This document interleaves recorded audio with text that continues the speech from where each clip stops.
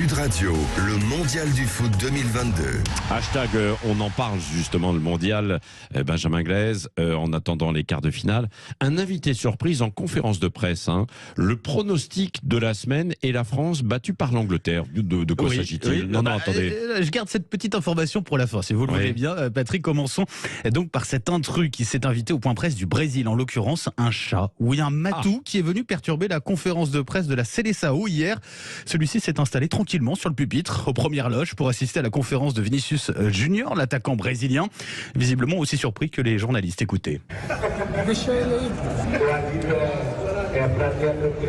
Des rires, effectivement, avant ce murmure de désapprobation, puisque le responsable des relations médias du Brésil a décidé carrément de l'éjecter, ce matou, sans ménagement.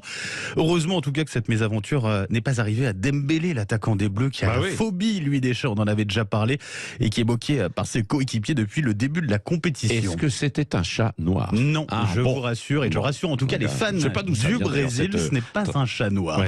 On poursuit avec le pronostic gagnant de la semaine, on le doit à Sofiane Bouffal. L'international marocain avait tout prévu sur le Maroc. On écoute ce qu'il disait 3 mois avant la Coupe du Monde. Tu vas me prendre pour un fou, mais vraiment.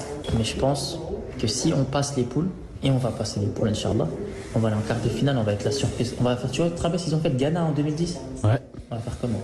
Et il avait vu juste, tenté ce pronostic en tout cas. Et on termine donc. Mais attendez, vous avez Boutal qui a quand même semé le trouble hier. Grosse polémique sur les réseaux sociaux, puisque il a dédié sa victoire à tous les pays, à tous les supporters, évidemment du Maroc, des pays arabes et musulmans. Résultat critique, bien sûr, de beaucoup. Et puis les Africains qui ont supporté ont dit et nous on n'a pas de remerciements, quoi.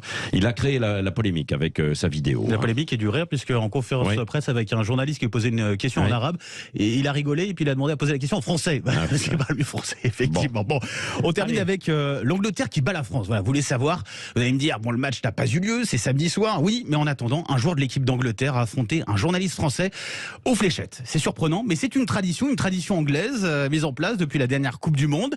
Le joueur appelé en conférence de presse doit défier un journaliste, et hier, face au défenseur anglais Kyle Walker, c'est un journaliste de l'équipe qui s'y est collé. Il y a des fléchettes qui sont ici, une cible, et ici vous regardez, ce sont tous les résultats précédents. Et j'espère que je vais peut-être aider les journalistes à augmenter leur score, et puis aussi mettre un peu de pression à Kyle Walker que je vais affronter en lui disant mon petit bonhomme, tu sais, on bat pas les Français facilement comme ça. Voilà, 3 fléchettes à lancer, et un résultat lui a été sans appel.